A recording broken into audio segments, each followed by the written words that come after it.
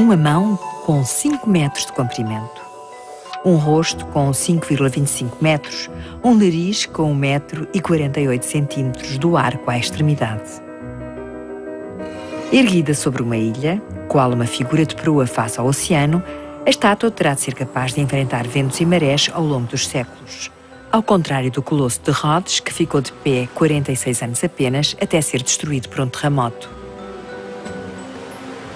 Bartholdi aprendeu uma lição com o passado, que as estátuas colossais, como a lendária Atena de Fídias do Parthenon, desapareceram todas. In ancient times, the colossal was a very popular idea, but then after that there are relatively few examples of colossal art because of the logistics involved in realizing it. But the new technology of the 19th century enabled large-scale sculptures to be made efficiently. Esta nova moda do colossal vai da estatuária religiosa, como a Virgem de Puy-en-Velay, de 16 metros de altura, fabricada a partir da fundição dos canhões capturados em Sebastopol, a outras mais patrióticas, como a Bavária, de 18 metros de altura, Alegoria da Baviera. E a Vercingétorix, de 7 metros de altura, erguida por Napoleão III em Alésia para glorificar as raízes da nação francesa. As estátuas colossais que foram produzidas até agora são bastante inferiores às proporções da Estátua da Liberdade. Mas a escultura colossal não consiste apenas em fazer uma estátua enorme. Ela tem de provocar uma emoção no coração do espectador, não devido ao seu volume, mas porque o seu tamanho está à medida da ideia que ela interpreta.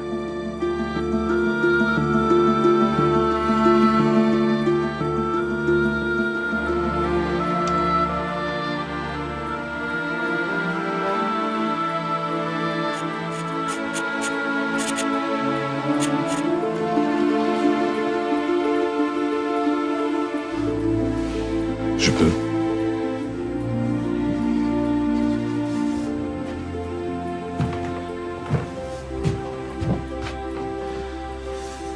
Oui, c'est elle, la liberté américaine, qui d'une main tient le flambeau non pour enflammer mais pour éclairer.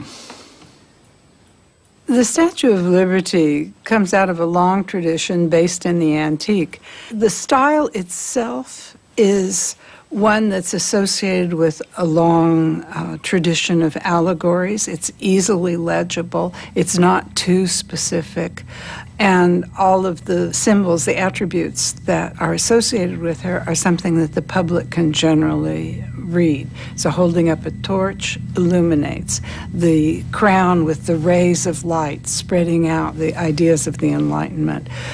Broken chains being the abolition of slavery. Carrying the tablets. It's like Moses carrying the tablets of law. They're all images of reason and order. And the style itself depends on long lines and smooth surfaces so that it doesn't agitate the eye. A Alegoria da Liberdade, imaginada por Bartholdi, é o oposto de Delacroix no seu famoso quadro A Liberdade Guiando o Povo. Delacroix's Liberty is an aggressive woman of the people. She's brandishing a rifle, she's wearing the Phrygian bonnet, draped allegorically with the breast exposed, and she's walking over dead people on the barricades. In fact, the Delacroix celebrates a revolution, rising up of people. It's a call to action, and consequently, it's a much more aggressive image of liberty. The Statue of Liberty promises a liberty uncontaminated by passion, a republic without republicanism, and a political world from which the female body is discreetly barred.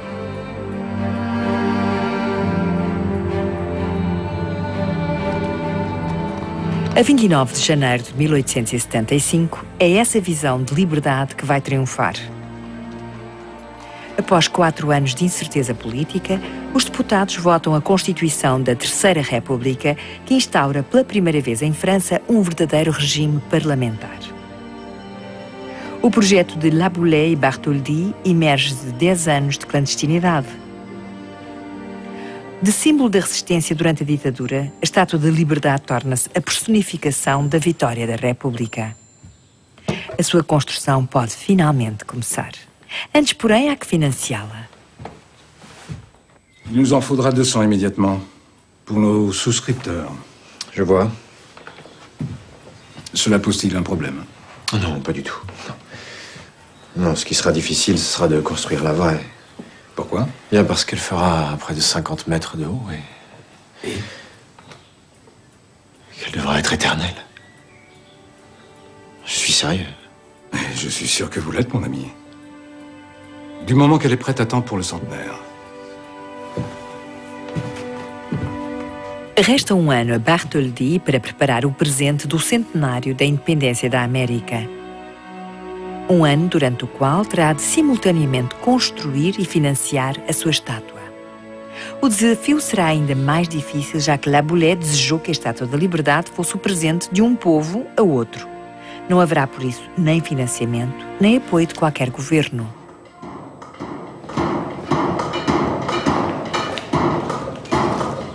Com 60 mil quilos de cobre, oferecidos por um generoso doador, o trabalho pode começar na fundição de Gagier, Gauthier e companhia, 25 Rue de Chazelle, no 17º arrondissement de Paris.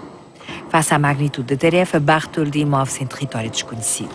Nunca alguém construiu uma estátua tão grande. Até ao momento, nenhuma estátua foi feita com as extraordinárias proporções da Estátua da Liberdade. É por isso necessário dar a maior atenção à sua execução. Prever o seu suporte interno e as exigências do transporte para a América. Comment Bartholdi pouvait-il construire cette statue colossale, de très grande dimension, jamais vue? En pierre, comme on faisait les statues à l'époque?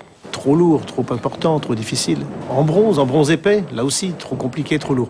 Il a choisi une technique, en fait, une technique ancestrale, utilisée dans l'Antiquité déjà, qu'on avait par exemple utilisé pour la construction de la statue d'Athéna au Parthénon, et dans de nombreuses autres statues, qui consistait à prendre une feuille de cuivre et à la marteler pour lui donner sa forme, la technique du cuivre repoussé. Para uma estátua do tamanho da Liberdade, isso significa 300 folhas de cobre de 1 metro por 3 para moldar manualmente. Mas passar de um modelo reduzido em gesso a uma estátua de 46 metros de altura é um tremendo desafio. Após um primeiro esboço de 1,25 m, fiz um modelo de 2,80 m. É, então, aumentado 4 vezes para criar uma estátua em gesso de 11 metros que a vista pode englobar de uma só vez. Essa estátua é dividida em várias secções que terão de ser reproduzidas separadamente. Cada uma é aumentada 4 vezes. São necessárias 9.000 medições para aumentar cada secção da estátua. Ultrapassada essa etapa, não será mais possível efetuar alterações. O sucesso assenta na precisão das medições. Quando uma secção em gesso fica pronta, os carpinteiros criam um contorno em madeira. Depois os ferreiros martelam e moldam as folhas de cobre, reproduzindo assim fielmente o modelo original. As fotografias encomendadas por Bartholdi permitem retraçar as diferentes etapas da obra.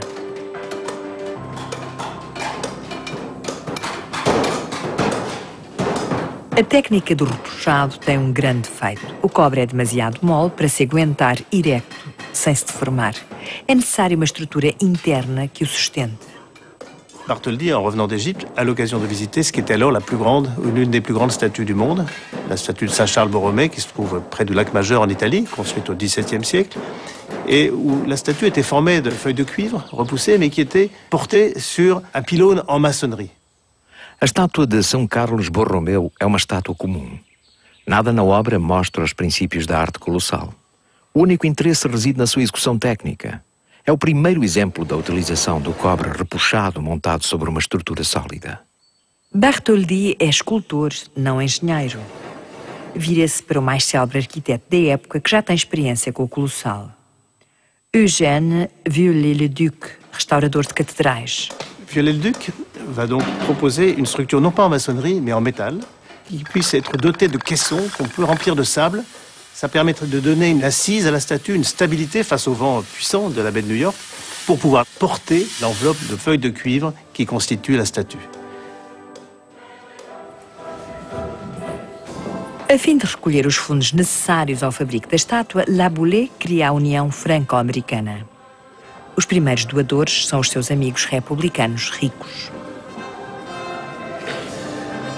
O comitê organiza em Paris uma série de eventos, cujo mais notável é uma gala na ópera, para a qual Charles Gounod compõe um hino à liberdade, cantado por um coro de 700 vozes.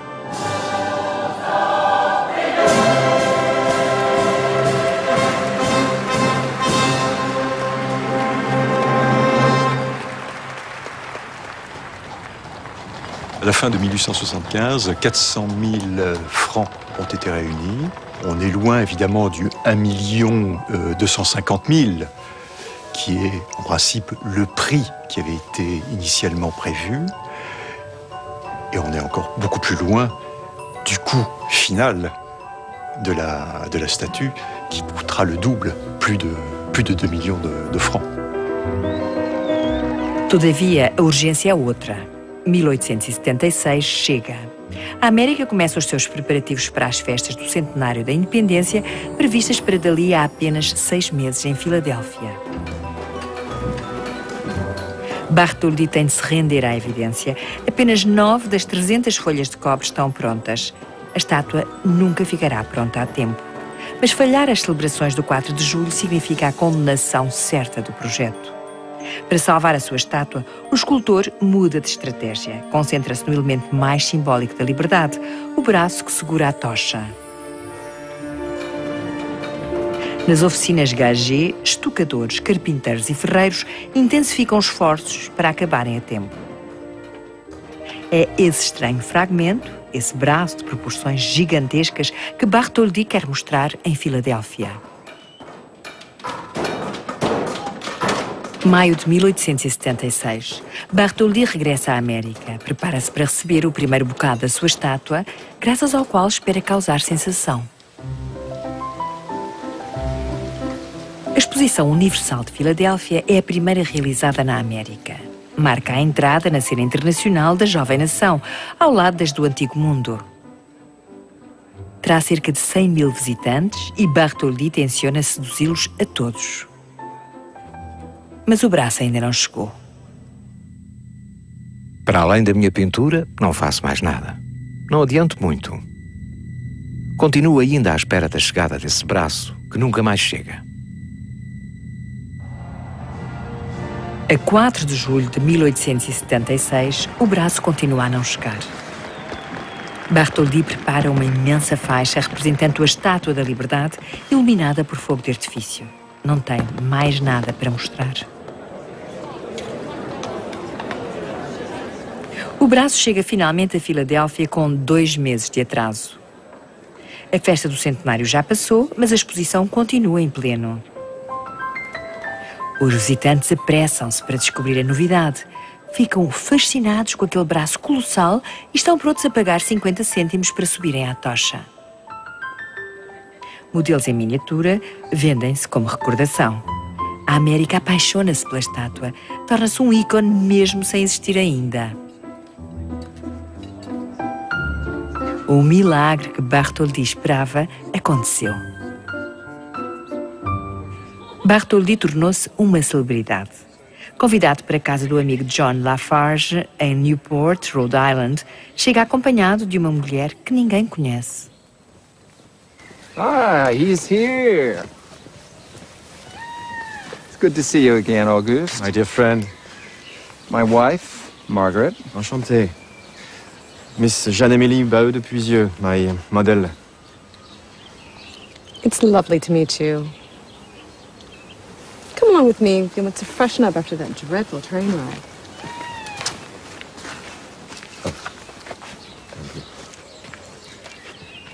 I don't care if she's your model or not.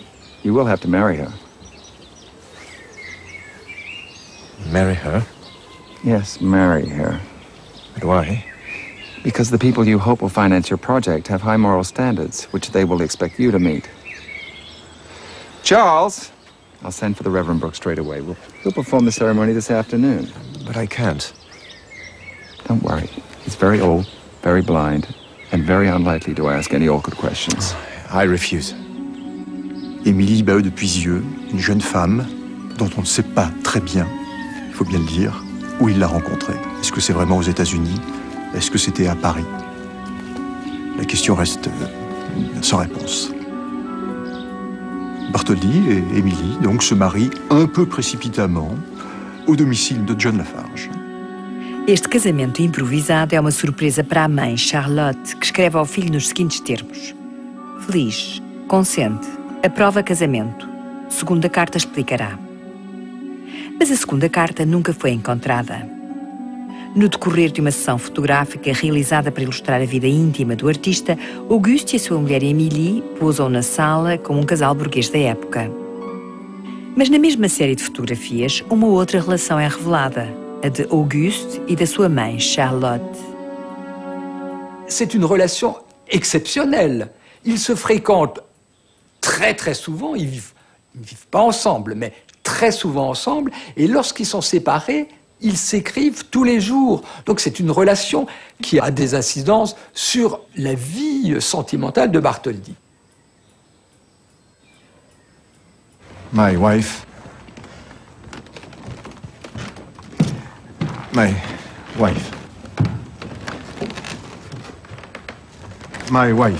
Emily.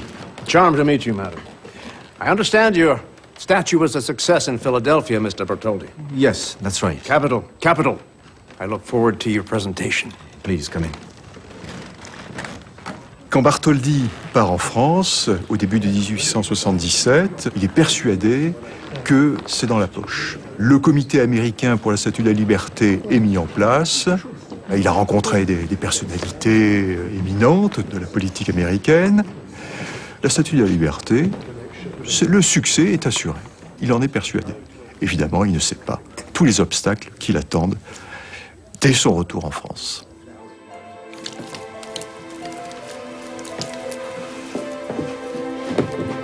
Bartholdi volta de imediato ao trabalho. O corpo da sua estátua está em vias de ficar pronto, porém há uma questão que se mantém. Que rosto terá a liberdade?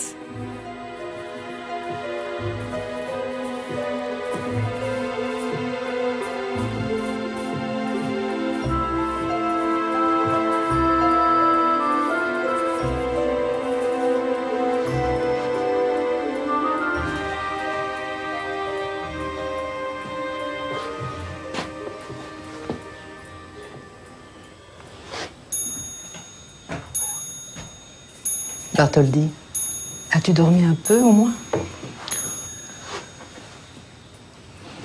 Non, mère, je travaillais. Eh bien, viens déjeuner maintenant.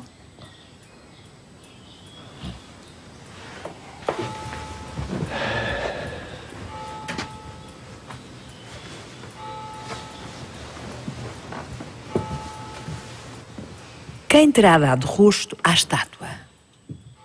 On a parlé de sa mère, de Charlotte, mais dans la correspondance entre Bartholdi et sa mère, qui est une correspondance très suivie, très nourrie, jamais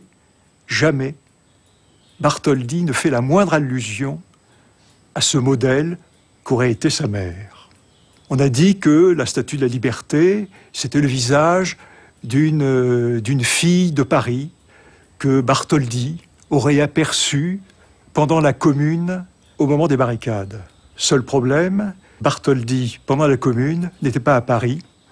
On a parlé de la veuve Singer, ou Singer, le roi de la machine à coudre. Mais là aussi, il y a un petit problème. Il ne l'a connu qu'au début de 1875. Le visage de la Statue de la Liberté existait déjà. En fait, on n'en sait rien. La seule chose que l'on puisse dire, c'est que le visage de la liberté fait penser beaucoup aux déesses de l'Antiquité qui ont été sculptées par Phidias et autres.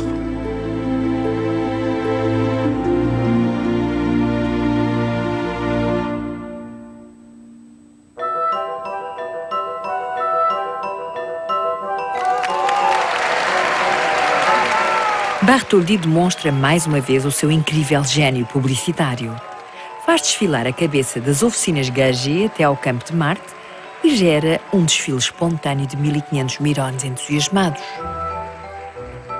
En 1878, au moment de la grande exposition universelle à Paris, Bartholdi expose la tête de la statue, mais la tête grandeur nature.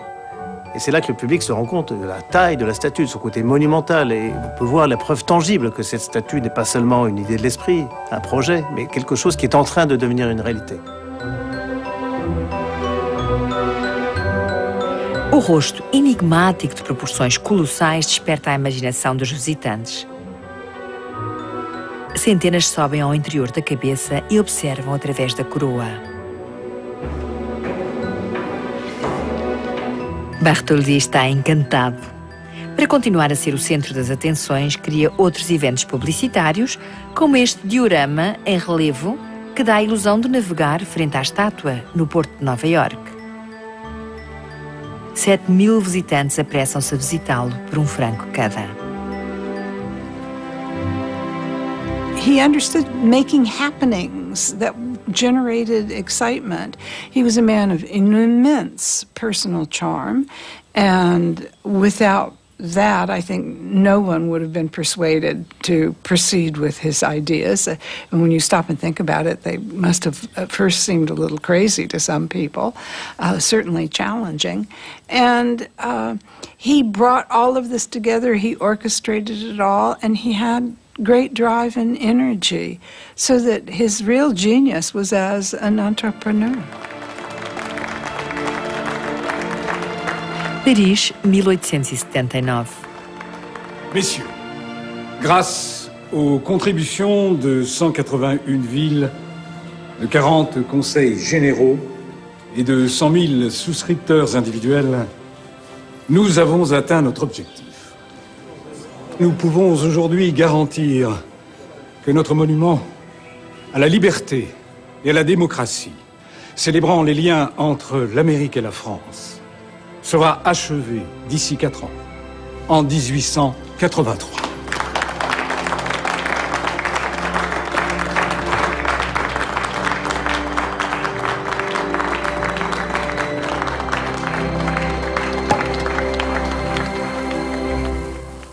Adquirido o financiamento, a construção pode continuar.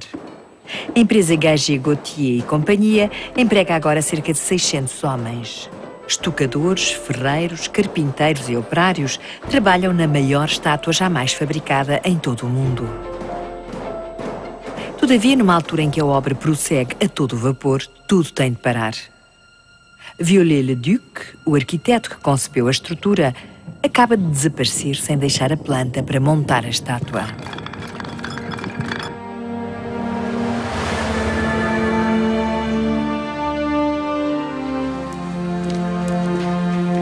Bartholdi tem de encontrar urgentemente um novo engenheiro.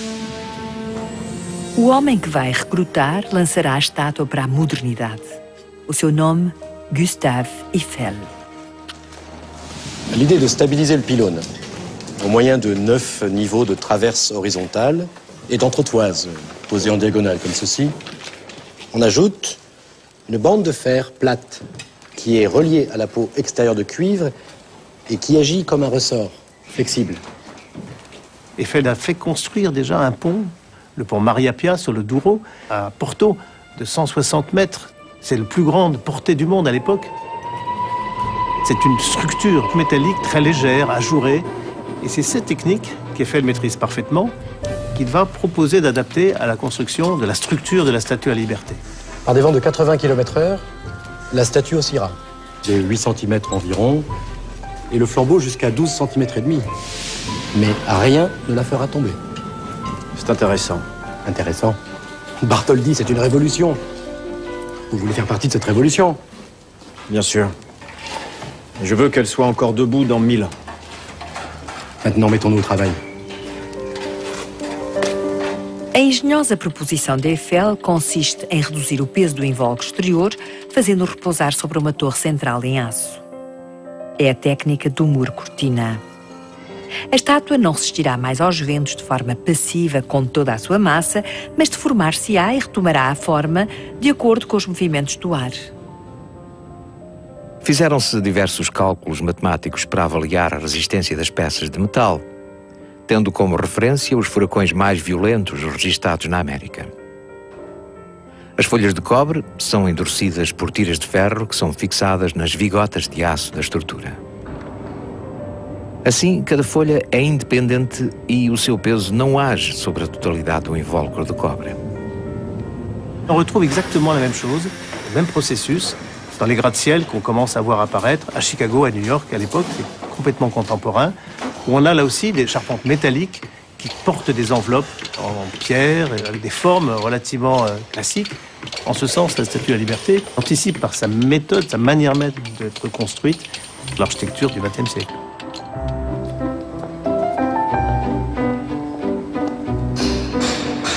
A estrutura eleva-se agora acima dos telhados de Paris. Ao longo dos 4 anos que irá durar a sua construção, torna-se uma verdadeira atração.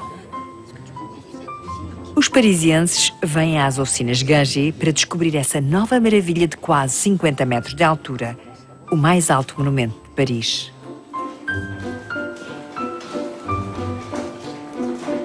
A título excepcional, os burgueses deslocam-se à oficina. E estão mesmo prontos a pagar pela visita. Bartholdi fait payer, petitement, mais il fait payer quand même, ses visiteurs. Cela dit, il ne fera pas payer ses visiteurs illustres, comme le général Grant, qui vient en 1879 à Paris. No último dia da sua presidência, Grant oferece a ilha de Petlau ao Comitê Americano da Liberdade. Passo fundamental que permite finalmente pensar na construção do pedestal da estátua. Pour une statue monumentale, il faut évidemment un socle, parce qu'il faut la mettre en valeur, il faut l'élever même par rapport au niveau du sol pour qu'on la voie de loin, qu'elle se détache sur l'horizon. Et bien sûr, il faut la collaboration entre le sculpteur, qui était Bartholdi, et un architecte. O arquiteto que os americanos escolhem para conceber o pedestal é o mais francês dos arquitetos americanos. Formado na Escola de Belas Artes de Paris, Richard Morris Hunt desenhou a admirável fachada do Museu Metropolitano de Nova York e constrói as mansões apalaçadas dos novos senhores da América. Bartholdi avait imaginé au départ lui-même un socle inspiré des pyramides mayas avec des degrés, une espèce de petit temple au sommet qui aurait servi de support à la statue. Il va assez vite imaginer quelque chose de différent, moins américain peut-être d'inspiration, plus classique. Et ensuite, s'il va envoyer des croquis à Hunt, Hunt va les redessiner, va les retravailler, avec beaucoup de variantes, beaucoup de projets, d'échanges, de lettres, de croquis entre les deux. Hunt inspira-se no passado e refere-se nomeadamente a uma das maravilhas do mundo antigo, o farol de Alexandria.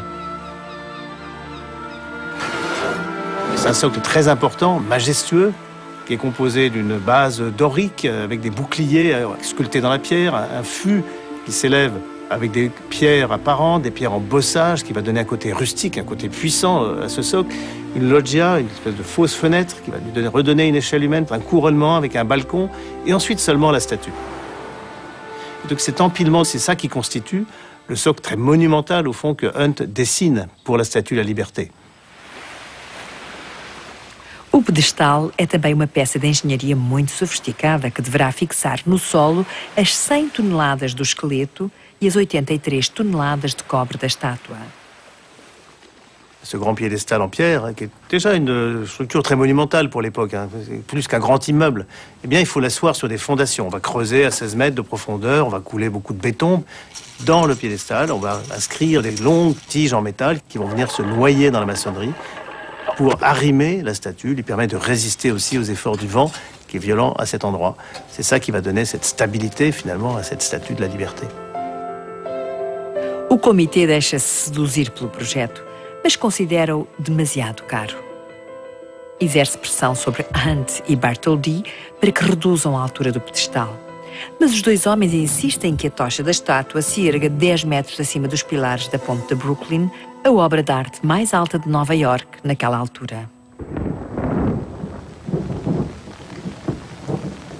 As obras do pedestal têm início. Uma multidão reúne-se sob uma chuva forte para assistir ao lançamento da primeira pedra que contém uma cópia da Declaração de Independência.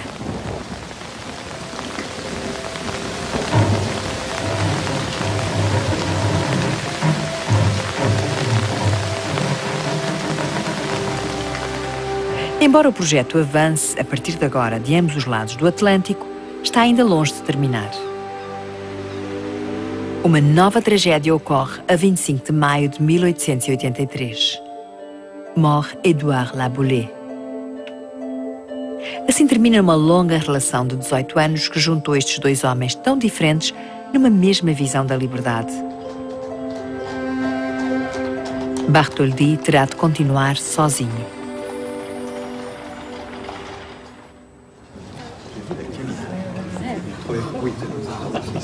Um ano mais tarde, em 1884, Bartholdi acompanha um idoso até ao braço da estátua. O visitante está tão emocionado que declara: a forma na estatuária é tudo e é nada. Não é nada sem o espírito, é tudo com a ideia. Era o grande poeta Victor Hugo. Pour Bartholdi, qui a quand même beaucoup collaboré avec le Second Empire, la caution républicaine de Victor Hugo, c'est tout de même quelque chose qui compte.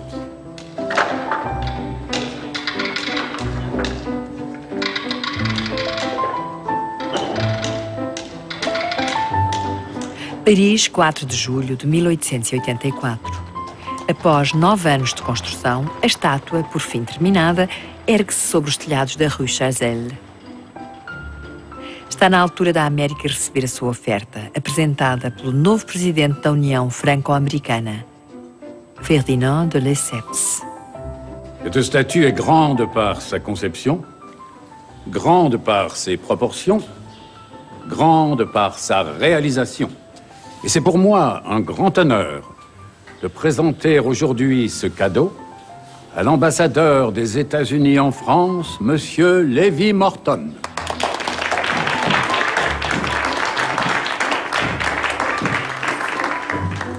Puisse-t-elle se dresser à jamais en témoignage de l'amitié entre la France et la grande République des États-Unis d'Amérique.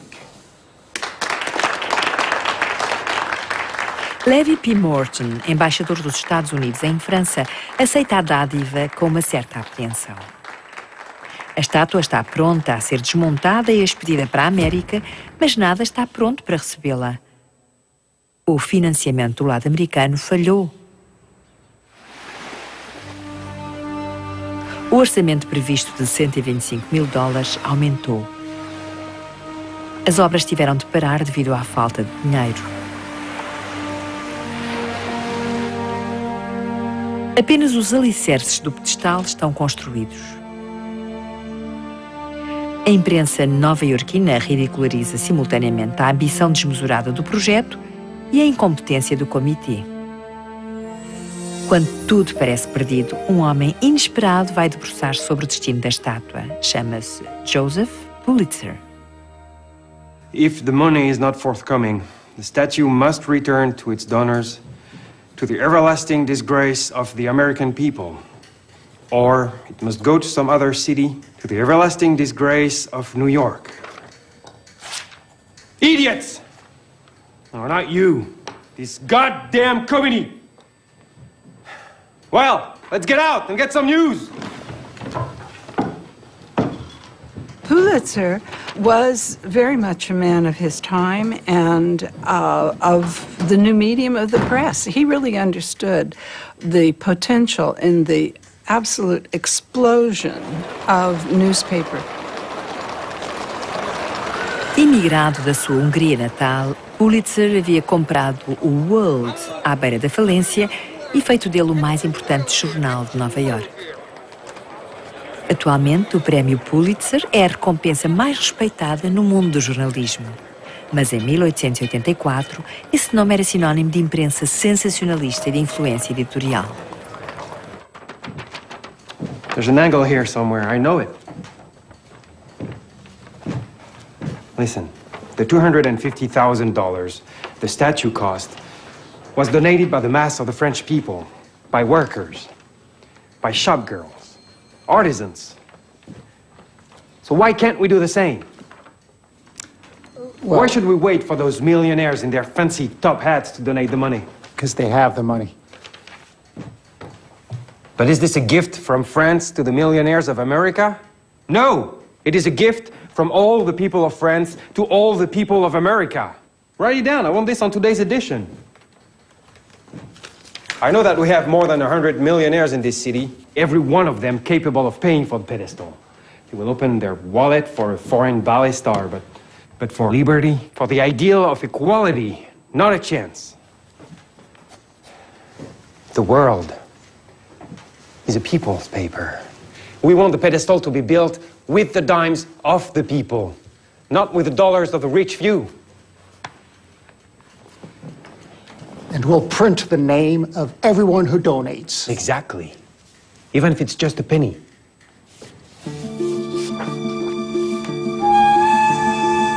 A América de 1884 está em plena transformação. Tornou-se a primeira potência industrial do mundo. Mas cresce também o fosso no seio da sociedade. A igualdade entre homens é posta em causa. O capitalismo desenfreado cria a pobreza para enormes massas de trabalhadores emigrados, enquanto fortunas colossais se concentram nas mãos de um número reduzido. Il y a même une théorie qui parcourt la société américaine, c'est une théorie du darwinisme social, c'est-à-dire que ce sont ceux qui sont les plus aptes qui réussissent, ceux qui ne réussissent pas, c'est parce qu'ils n'ont pas les aptitudes nécessaires pour obtenir tout le succès. A alta sociedade nova-iorquina afilia às galas organizadas pelo comitê na esperança de completar o financiamento do pedestal. Mas os convidados ricos aproveitam o prestígio da estátua sem desembolsar um único centavo, como Cornelia Vanderbilt, a mulher mais rica da América, que se apresenta de forma memorável num jantar fantasiada de estátua da liberdade. Creio já ter feito muito pela minha filha, a liberdade. E há apenas uma pessoa capaz de pôr tudo em movimento. Quando não estou presente, falta fogo. De Paris, Bartholdi mobiliza-se novamente. Propõe ao comitê americano 2 modelos de estatuetas para os doadores. Uma pequena por $1, a outra por 5. Publica uma brochura que relata a gênese da estátua. 20 anos de uma epopeia que começara com um jantar em casa de La Boulée, resumidos em alguns desenhos. Apesar de todos os seus esforços, o comitê continua ineficaz. Contra o parecer de todos, Bartholdi decide forçar o destino e enviar a estátua para o Novo Mundo. Não deixará a obra da sua vida a enferrujar-se numa fundição de Paris à espera dos americanos. Os parisienses ficam tristes com a ideia de ver partir a estátua. Uma petição é posta a circular para que ela se erga nas colinas de Montmartre e esconda aquele sagrado coração tão detestado, construído para espiar os pecados da comuna. Mas a liberdade é finalmente desmontada e empacotada em 214 caixas numeradas que são carregadas a bordo do navio Isère, a única contribuição do governo francês para o projeto. 2 dias após a sua partida, o navio é apanhado numa tempestade. O carvão chega ao fim e tem de continuar a viagem à vela. Durante 4 dias, depois 5, depois uma semana, perdem-lhe o rasto. Nova Iorque sustém a respiração. Onde se terá metido o navio e a sua valiosa carga?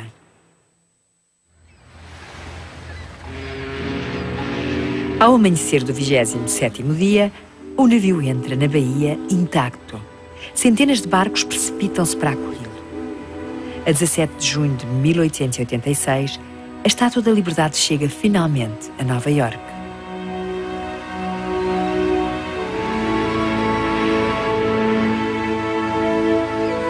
Descarregado em terra firme, um quebra-cabeças de 350 peças espera pelo seu pedestal.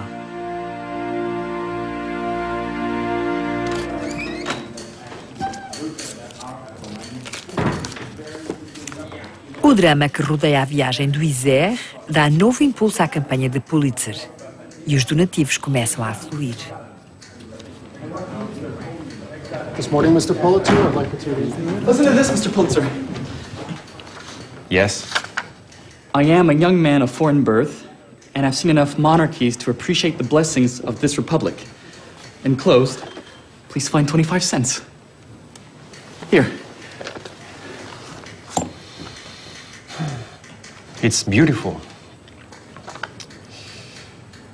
But we can do even better. Listen up! I want to see a note like this in every day's edition. Make them up yourselves if you have to. And remember, lots of heart, lots of democratic sentiment. O dinheiro chega de todo o país. 2 meses mais tarde, um grande título do World celebra o sucesso do empreendimento. $100 mil doados por 120 mil pessoas. Cada nome impresso na primeira página do jornal. A campanha faz subir em flecha a tiragem do World para mais 50 mil exemplares. A estátua rodeada de 2 globos torna-se o logótipo do jornal.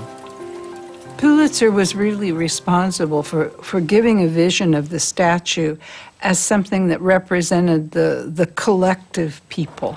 And I doubt very much if the majority of the people who contributed towards the pedestal really stopped to think about associations of the French Enlightenment or its meaning for the American Revolution or liberty as a beacon of the progress of mankind. I think they saw it as something that represented why they had all come to this country or why they were there.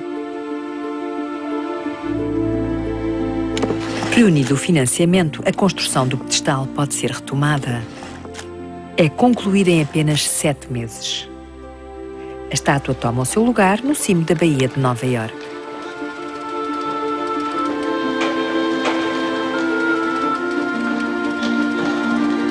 The pedestal makes it too wide for a scaffold.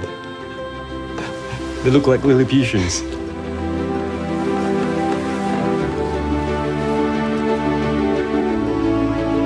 10 anos demasiado tarde para o centenário e 21 anos após a ideia ter sido formulada por La Boulaye, a estátua está pronta.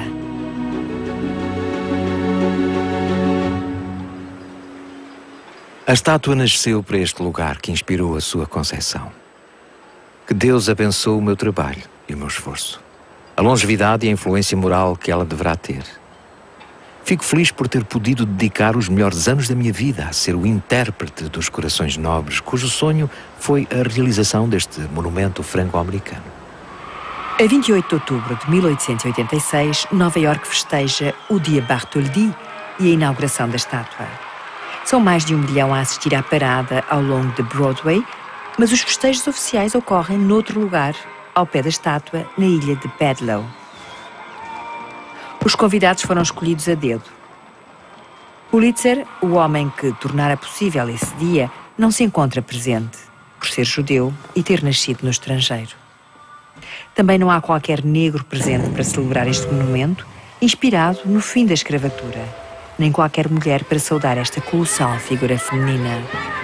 There stands Lady Liberty, but where's liberty for the women of this country? Liberty, liberty, liberty, liberty. As sufragistas alugam um barco e manifestam-se à volta da ilha.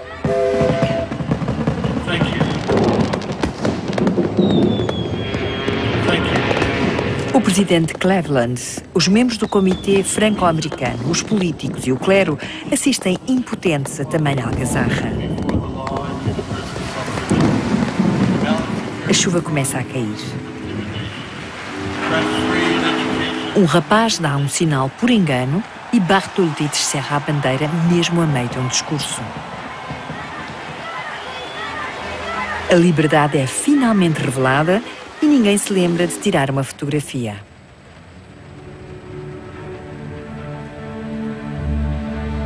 Daqui a um século, nada mais seremos do que pó, e ninguém se lembrará de nós.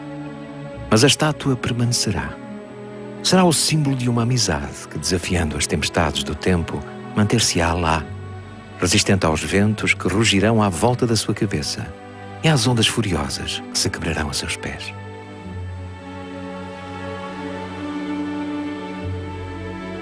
No fim de contas, não foram os republicanos franceses que deram sentido ao seu presente. Também não foram os empresários nova-iorquinos que haviam confundido a liberdade com o capitalismo desenfreado. Foram milhões de homens e mulheres imigrados de todos os cantos do globo que chegaram a Nova Iorque a partir do fim do século XIX, que deram sentido à sua tocha e ao seu passo.